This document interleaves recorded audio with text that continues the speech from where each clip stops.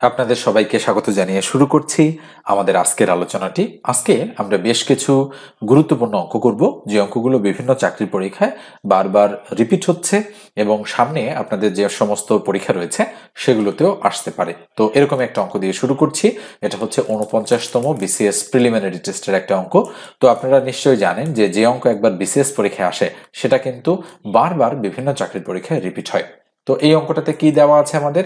এখানে আমাদের দেওয়া আছে এম এর ভ্যালু। তাহলে এম ইকুয়াল এ বি 1 2, মানে এম একটা সেট যার মান এ বি 1 2।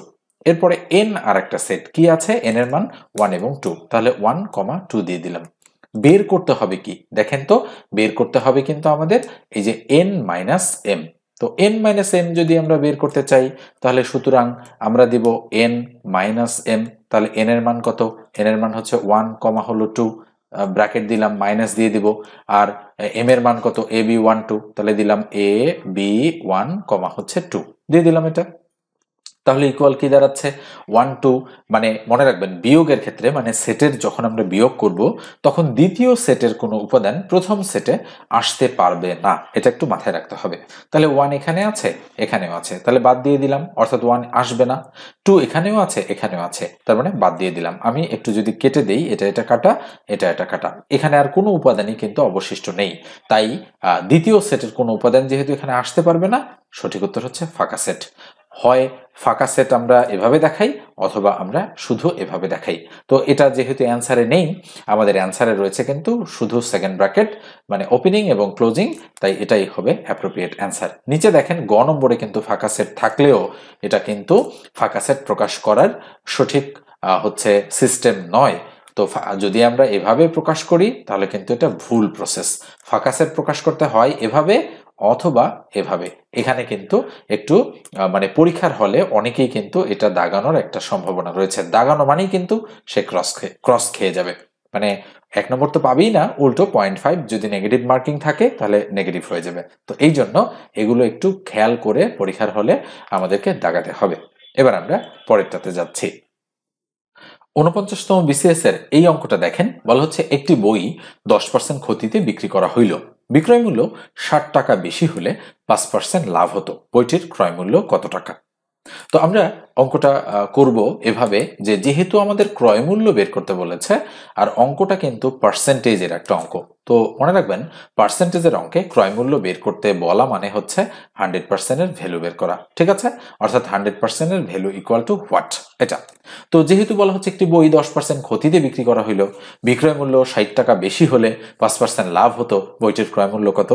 তো 10% ক্ষতি দিয়ে বিক্রি করা হলে বিক্রয় মূল্য 60 টাকা বেশি হলে 5% লাভ হতো। তার মানে আমরা বলতে পারি যে এই 10% আর এই 5%, তাহলে 15%-এর ভ্যালু হচ্ছে এই 60 টাকা। আমরা কিন্তু অঙ্কটা পড়ার মাধ্যমে এই বিষয়টা বুঝতে পেরেছি। তাহলে আমরা লিখতে পারি কি? আমরা এভাবে লিখতে পারি যে 15% ইকুয়াল হলো 60 টাকা। তাহলে 1% কত? 1% হচ্ছে উপরে 60, তার নিচে কত হবে? 15, তাহলে 100% কত, তাই না? তাহলে 100% ইকুয়াল হবে কি? উপরে 60 ইন্টু 100, তার নিচে কত? 15। তাহলে কাটাকাটি যদি আমরা করি কত হয়? 4 15 60, দিয়ে দিলাম 4, 4 আর 100 গুণ করলে কত হবে? 400। তার মানে 400 হচ্ছে আমাদের অ্যাপ্রোপ্রিয়েট অ্যান্সার। এই যে দেখেন গ নম্বরটাই আমাদের কিন্তু সঠিক উত্তর রয়েছে। এবারে এই অঙ্কটা দেখেন, অঙ্কটাতে বলা হচ্ছে লগ বেজ হচ্ছে এক্স এবং লগ বরাবর 4 রয়েছে। এটাকে আমরা পড়ি এভাবে, লগ এক্স বেজ 4 ইকুয়াল -2 হলে এক্স এর ভ্যালু কত? তো লগের এই ধাঁচের অঙ্কটাও কিন্তু মোটামুটি গুরুত্বপূর্ণ, বিভিন্ন চাকরির পরীক্ষায় কিন্তু রিপিট হতে দেখা যায়। তাহলে অঙ্কটা আমরা তুলব, লগ বেস কত? এক্স এবং লগ বরাবর আছে কত? 4। এখানে ব্র্যাকেট দেওয়া আর না দেওয়া দুটো সমান, তাহলে ইকুয়াল কত?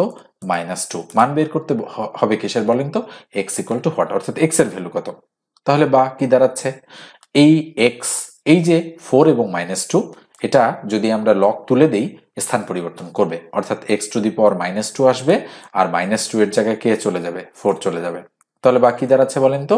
এটাকে আমরা এভাবে লিখতে পারি যে 1/x²। ইনভার্সের ক্যালকুলেশন নিশ্চয়ই আপনারা জানেন। তাহলে ইকুয়াল হচ্ছে 4। তাহলে 4 এর নিচে 1 আছে, 4 দ্বারা x² কে গুণ করলে হবে বা 4x²। ইকুয়াল 1 দ্বারা 1 কে গুণ করলে কত হবে 1, তাহলে বা কি করতে পারি x স্কয়ার ইকুয়াল টু উপরে 1 তার নিচে হচ্ছে 4, তাহলে বাকি দাঁড়াচ্ছে x ইকুয়াল √1/4। এখন দেখেন তাহলে সুতরাং x ইকুয়াল কত হবে 1 কে রুট করলে 1 আর 4 কে রুট করলে 2, তাহলে হাফ। তো দেখেন তো ক নম্বরে হাফ আছে কিনা, এক্স্যাক্টলি ক নম্বরে আমাদের হাফ রয়েছে, তাই ক নম্বরটাই আমাদের অ্যাপ্রোপ্রিয়েট অ্যান্সার। এবারে এই অঙ্কটা দেখেন, অঙ্কটা এসেছে জাতীয় গৃহায়ন কর্তৃপক্ষ সাব অ্যাসিস্ট্যান্ট ইঞ্জিনিয়ার সিভিলে 20/9/2025-এ। কি বলা হচ্ছে অঙ্কটাতে, একটি দ্রব্য 400 টাকায় বিক্রি করলে যত ক্ষতি হয় 480 টাকায় বিক্রি করলে তার 3 গুণ লাভ হয়, দ্রব্যটির ক্রয় মূল্য নির্ণয় করো। তো যেহেতু বলেছে দ্রব্যটির ক্রয় মূল্য নির্ণয় করো, তাহলে আমরা ধরে নিতে পারি যে ধরি দ্রব্যটার ক্রয় মূল্য কত, ক্রয় মূল্য হচ্ছে x টাকা। তাহলে আমরা এভাবে একটু অ্যারো দিয়ে লিখছি যে ধরি দ্রব্যটির ক্রয় মূল্য হচ্ছে কত টাকা বলেন তো দেখি, ধরি ক্রয় মূল্য হচ্ছে x টাকা, এটা। তাহলে এবারে আমরা প্রশ্ন মতে বিল্ড আপ করতে পারবো এভাবে। দেখেন দেখি বোঝেন কিনা প্রশ্ন মতে, যেটাকে আমরা ইংরেজিতে বলি অ্যাকর্ডিং টু দ্য কোশ্চেন বা ATQ। প্রশ্ন মতে আমরা বলতে পারি একটি দ্রব্য 400 টাকায় বিক্রি করলে যত ক্ষতি হয়। আচ্ছা, তাহলে 400 টাকায় বিক্রয় করলে তাহলে ক্রয় মূল্য নিশ্চয়ই 400 টাকার চেয়ে বেশি ছিল, তাহলে ক্ষতি কতটুকু হয়েছে x - 400। এটা হচ্ছে 400 টাকায় বিক্রি করলে এই টাকাটুকু ক্ষতি হয়েছে। এবার বলা হচ্ছে 480 টাকায় বিক্রি করলে, তাহলে 480 টাকায় যদি আমি বিক্রি করি তার 3 গুণ লাভ হয়, তাহলে লাভ কতটুকু হয়েছে, তার মানে আমরা বলতে পারি 480 থেকে যদি আমি এক্সট্রা মাইনাস করি তাহলে এই অংশটুকু আমার কি হচ্ছে বলেন তো দেখি, লাভ হচ্ছে। তার কয় গুণ লাভ হয়, বলেছে তার 3 গুণ লাভ হয়। তার মানে যতটুকু এখানে ক্ষতি হয়েছে 480 টাকায় যদি আমি বিক্রি করতে পারি তাহলে তার 3 গুণ আমার কি হচ্ছে লাভ হচ্ছে। তাহলে কোথায় আমি 3টা দিব, আমি কি 3টা এটার সাথে দিব নাকি 3টা এটার সাথে দিব, মাঝখানে তো ইকুয়াল চিহ্ন হবে, এটা আমি কিন্তু শিওর, তাই না? তাহলে দেখেন দেখি, মানে কন্ডিশনটা কিন্তু আপনাকে বুঝতে হবে, আমি নিজে বুঝলে হবে না, আপনি নিজে বোঝেন কিনা সেটা দেখেন। আমি একটু অন্য কালার ব্যবহার করছি এখানে, এই জিনিসটা কিন্তু ভালোভাবে খেয়াল করবেন। আচ্ছা দেখেন, আমি যদি ধরেন হচ্ছে জিনিসটা ধরেন আমার 420 টাকা হচ্ছে, যেহেতু দেওয়া আছে আমি বোঝানোর জন্য আপনাদের বলি, 420 টাকা হচ্ছে ক্রয় মূল্য। তাহলে ক্রয় মূল্য যদি 420 টাকা হয় তাহলে 420 থেকে 400 মাইনাস করলে এইটুকু হচ্ছে 20 টাকা। আর ক্রয় মূল্য যদি 420 টাকা হয় তাহলে 480 থেকে যদি আমি 420 বাদ দিই তাহলে থাকে 60 টাকা, মানে 60 টাকা। তাহলে বলেন তো দেখি 60 টাকা এখানে এটার ভ্যালু, আর এখানে কত 20 টাকা, দুটো কি সমান?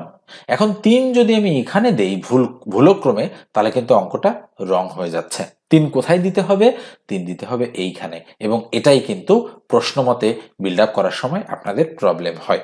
ওকে, তো দেখেন আবার আমি পড়ছি, একটি দ্রব্য 400 টাকায় বিক্রি করলে যত ক্ষতি হয়, তার মানে 400 টাকায় বিক্রি করলে এইটুকু ক্ষতি হচ্ছে। এবার বলা হচ্ছে 480 টাকায় বিক্রয় করলে, তাহলে 480 টাকায় বিক্রয় করলে লাভ হচ্ছে অবশ্যই, তাহলে লাভ কতটুকু হচ্ছে তার 3 গুণ। তার 3 গুণ মানে কি, কার, যত ক্ষতি হয়, এই জন্য এই 3 এটার সাথে দিতে হবে। এখানে যদি আপনি 3 দেন তাহলে কিন্তু সাথে সাথেই অঙ্কটা আপনার কি হয়ে যাবে, ভুল হয়ে যাবে। তো এবার আমরা হচ্ছে ক্যালকুলেশন করে ফেলবো, তাহলে বা 3x মাইনাস 3 4 কত 1200 ইকুয়াল কত 480 মাইনাস কত x। তাহলে এই x এদিকে আসলে কি হবে, তাহলে 3x আর এইদিকে x আসলে 4x হয়ে গেল ইকুয়াল 480, এই 1200 এদিকে আসলে প্লাস হয়ে যাবে, তাহলে 12 আর 4 16, তার মানে আমরা বলতে পারি 1680। তাহলে সুতরাং x এর ভ্যালু কত হবে, উপরে হচ্ছে 1680, তার নিচে কত 4, তাহলে 4 4 16 আর 4 20 80, তাহলে 420। তাহলে x এর ভ্যালু কত 420 টাকা। তো নিঃসন্দেহে বুঝতে পারছেন যে আমরা কেন ইকুয়েশনটা এভাবে বিল্ড আপ করেছি এবং কোন জায়গাতে আপনাদের প্রবলেম হতে পারে, জন্য আমি কিন্তু ওই জায়গাটা একটু আপনাদেরকে নক করে দিলাম। তো এরপর যে একটু বলি, যারা চ্যানেলের নতুন, যদি প্রয়োজন মনে করেন অবশ্যই চ্যানেলটা সাবস্ক্রাইব করবেন আর ভিডিওটাতে একটা লাইক দিয়ে দেবেন। এবারে এই পরীক্ষারই আর একটা অঙ্ক দেখেন, এই অঙ্কটা কিন্তু খুবই খুবই গুরুত্বপূর্ণ। পরীক্ষার হলে অনেক সময় এই ধাঁচের অঙ্ক আসলে আপনারা কিভাবে মেলাবেন সেটা কিন্তু খুঁজে পান না, এই জন্য আগে থেকেই এই অঙ্কগুলো প্র্যাকটিস করে যাবেন, এবং এগুলো অবশ্যই ভেরি ভেরি ইম্পর্ট্যান্ট অঙ্ক। তো দেখেন আমি পড়ছি, কোনো সমকোণী ত্রিভুজের, তাহলে আমরা বলার সাথে সাথেই একটা সমকোণী ত্রিভুজ অঙ্কন করার চেষ্টা করলাম। মানে একটু চিত্র দিলে হয় কি আপনারা বুঝতে পারেন জিনিসটা যে কোনটা মানে কিভাবে আমরা করছি।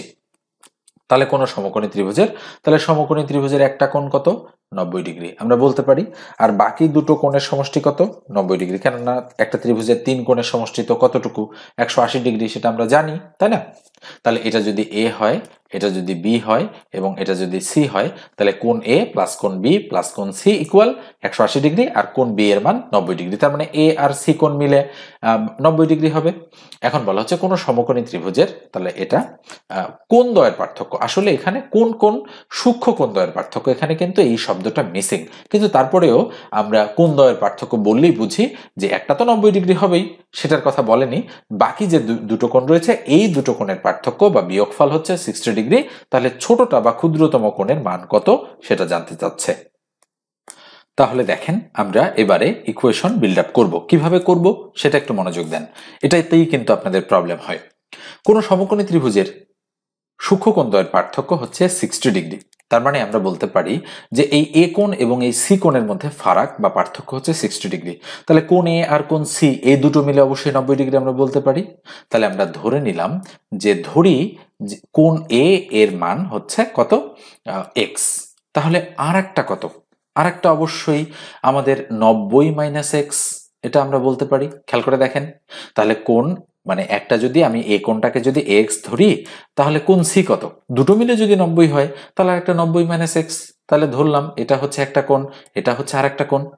তাহলে এই দুটোর মধ্যে হচ্ছে ফারাক। এটা যদি প্রথম কোণ হয় আর এটা যদি তৃতীয় কোণ হয়, তাহলে এই দুটোর ফারাক কত, 60 ডিগ্রি। তাহলে আমি প্রশ্ন মতে বিল্ড আপ করতে পারি যে কোণ এক্সটাকে ধরেন আমি বড় ধরলাম, এইটা মানে হচ্ছে একটা কোণ, মাইনাস আমি 90 মাইনাস এক্স দিলাম, এই দুটোর বিয়োগফল হচ্ছে কত, 60। এই যে দেখেন 60। তো এইটা প্রশ্ন মতে বা অ্যাকর্ডিং টু দ্য কোশ্চেন, এইটা বুঝতে পারলেই কিন্তু আপনারা যে কোনো অঙ্ক ইকুয়েশন বিল্ড আপ করে করতে পারবেন। তাহলে বা এক্স মাইনাস 90 মাইনাসে মাইনাসে কি প্লাস এক্স ইকুয়াল কত, 60। তাহলে বাকি হচ্ছে এক্স আর এক্স যোগ করলে 2x ইকুয়াল 60, আর এই 90 এদিকে গেলে মাইনাসটা প্লাস হচ্ছে, তাহলে 9 6 15, তার মানে কত, 150, তাই না? তাহলে এক্স এর ভ্যালু কত, তাহলে আমরা বলতে পারি যে সুতরাং এক্স ইকুয়াল টু 150কে 2 দ্বারা ভাগ করলে কত, 75 দুগুণ 150, তাহলে 75 ডিগ্রি। আমরা বলতে পারি এক্স এর ভ্যালু কত, 75 ডিগ্রি। তো এক্স এর ভ্যালু যদি 75 ডিগ্রি হয়, তাহলে বলেন তো দেখি আমরা বলতে পারি যে আমাদের 90 মাইনাস এক্স এটার ভ্যালু কত, এটার ভ্যালু কিন্তু আমাদের তাহলে হচ্ছে কত, 90 থেকে 75 মাইনাস করলে 15 ডিগ্রি। তার মানে এটা যদি আমাদের 75 ডিগ্রি হয়, তাহলে এটা হবে আমাদের 15 ডিগ্রি। কিন্তু আমরা এখানে দেখতে পাচ্ছি না যে আসলে হচ্ছে আমাদের একটা 42 ডিগ্রি কিন্তু অ্যান্সার হিসেবে দেখা যাচ্ছে। আমরা আসলে বুঝতে পারছি না যে আসলে মানে আমরা ভুল ক্যালকুলেশন করেছি নাকি এখানে হচ্ছে অপশনগুলোতে ভুল দেওয়া আছে। আমার জানা মতে আসলে এখানে কোথাও ভুল নেই, কিন্তু আমি বুঝতে পারছি না যে কেন এটার উত্তর আসলে 42 ডিগ্রি তারা দাগিয়েছে। ওকে, তো আমরা যেটা করেছি বুঝে বুঝেই করেছি, কোথাও কোনো কিছু কিন্তু আমরা ব্রেক করিনি, তাই না? তো সেক্ষেত্রে ক্ষুদ্রতম কোণের মান কত, অবশ্যই অবশ্যই 15 ডিগ্রি হওয়া উচিত। তো এই অনুপাতে আমাদের অ্যান্সার অবশ্যই 15 ডিগ্রি হবে, এটা হবে না কিন্তু, হ্যাঁ। তাহলে 15 ডিগ্রি আমরা অ্যান্সার হিসেবে এটাকে নিয়ে নিলাম। তারপরে আমরা একটু অধিকতর যাচাই বাছাই করার জন্য মূল যে প্রশ্নটা আছে সেটাতে একটু দেখি। ওকে, আমরা এটার সলিউশনে চলে এসেছি। তো দেখেন এই যে প্রশ্ন এবং নিচে উত্তর, তো আমরা দেখি যে অ্যান্সারে কি বলা আছে।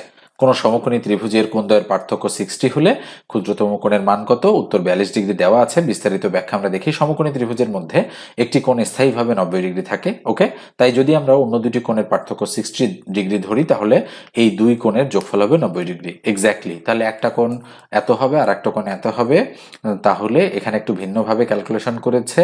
তাহলে আমরা কি করি, বিয়োগ করে পাই এত ডিগ্রি, তাহলে এক্স এর মান 75 ডিগ্রি, আর তাহলে কত, আমরা ওয়াই এর মান মানে আর একটা মান এখানে কি পেয়েছি, 15 ডিগ্রি। তাহলে এখন পার্থক্য অনুযায়ী এক্স ও ওয়াই এর সম্ভাব্য মানগুলি, তাহলে ক্ষুদ্রতম কোণ 15 ডিগ্রি হওয়া উচিত। তবে এই সমাধান অনুযায়ী ক্ষুদ্রতম কোণ হিসেবে 42 ডিগ্রি সঠিক নয়। ওকে, দেখেন তাহলে বলা হচ্ছে যে আসলে প্রদত্ত অপশনে আসলে ভুল ছিল, উত্তর হওয়া উচিত 15 ডিগ্রি। ওকে, তো এখানেও ঠিক তারাও করেছে এইভাবে। তো আমার মনে হয় এভাবেই হওয়া উচিত আসলে। এবারে এই প্রশ্নটা দেখেন, মানে সহজ প্রশ্ন কিন্তু বারবার আসে, নিশ্চয়ই দেখতে পাচ্ছেন। বাংলাদেশ পরমাণু শক্তি কমিশন জেনারেল অ্যাটেন্ডেন্ট পদে 27/9/2025 অঙ্কটা এসেছে।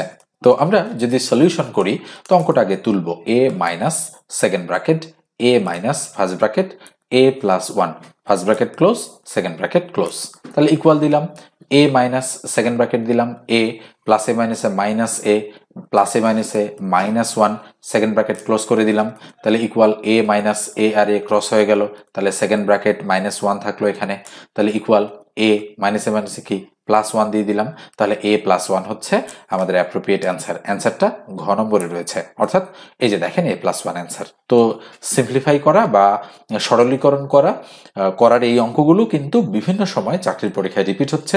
দেখতেই পাচ্ছেন যে আসলে রিসেন্ট টাইমেও কিন্তু এই অঙ্কগুলো আসতেছে এবং এটা কিন্তু বিসিএস এর একটা অঙ্ক। এই জন্য আমি বলি বিসিএস এর অঙ্ক আপনারা খুব ভালোভাবে প্র্যাকটিস করবেন, এগুলোই কিন্তু বিভিন্ন চাকরির পরীক্ষায় বারবার রিপিট হতে দেখা যায়। এই অঙ্কটা দেখেন, জাতীয় রাজস্ব বোর্ড ডাটা এন্ট্রি বা কন্ট্রোল অপারেটর পদে 26/9/2025 এসেছে। লঞ্চ ও স্রোতের গতিবেগ যথাক্রমে ঘন্টায় 18 কিলোমিটার ও 6 কিলোমিটার। নদীপথে 48 কিলোমিটার যেতে এবং ফিরে আসতে লঞ্চটির কত সময় লাগবে? আমি কিন্তু অনেকবার আপনাদের এই ধাঁচের অঙ্ক করে দিয়েছি, তো আশা করছি অঙ্কটা আপনারা করতে পারবেন। তো আমি দেখেন এই ধরনের অঙ্ক কিভাবে করি, সেটা হলো আমি প্রথমে আপনাদেরকে বলি যে যাওয়ার সময় কতটুকু, যাওয়ার সময় হচ্ছে 48 কিলোমিটার, ফেরত আসার সময় কতটুকু, ফেরত আসার সময়ও হচ্ছে 48 কিলোমিটার। তাহলে আমরা একটু লিখে দিতে চাই যে যাওয়ার সময় আমাদের 48 কিলোমিটার রাস্তা হিসাব করতে হবে। ধরেন আমি যাওয়ার সময় অনুকূলে গিয়েছি, তাহলে অনুকূলে 48 কিলোমিটার, আবার ফেরত আসার সময়ও 48 কিলোমিটার, তাহলে অবশ্যই এটা হবে প্রতিকূলে 48 কিলোমিটার। তো দেখেন লঞ্চের গতিবেগ, তাহলে আমরা এখানে কি লিখবো, আমরা এখানে লঞ্চ লিখবো। তাহলে লঞ্চ কতটুকু, লঞ্চ হচ্ছে 18, আর স্রোত কতটুকু গতি 6 কিলোমিটার, মানে এগুলো ঘন্টা প্রতি আর কি, তাহলে স্রোত লিখলাম। তাহলে লঞ্চ এদিকে স্রোত, তাহলে বাম দিকেও আমাদের কি লিখতে হবে, স্রোত লিখতে হবে।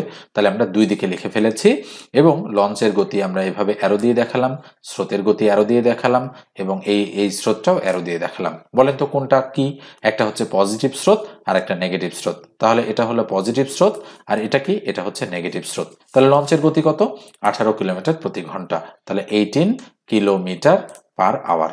আর স্রোতের গতিবেগ কত, 6 কিলোমিটার পার আওয়ার, মানে স্ল্যাশ দিচ্ছি, এটাকে আমরা বলি পার আওয়ার, মানে প্রতি ঘন্টায় গতি।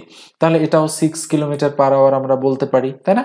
তো এখন আসেন, যেহেতু 6 কিলোমিটার প্রতি ঘন্টায় স্রোতটা চলছে এবং এই স্রোতটা 6 কিলোমিটার প্রতি ঘন্টায় চলছে, এটা কিন্তু লঞ্চকে বাধা প্রদান করছে আর এটা কিন্তু লঞ্চকে হেল্প করছে, তাহলে এটা অবশ্যই অনুকূলে কার্যকরী গতিবেগ।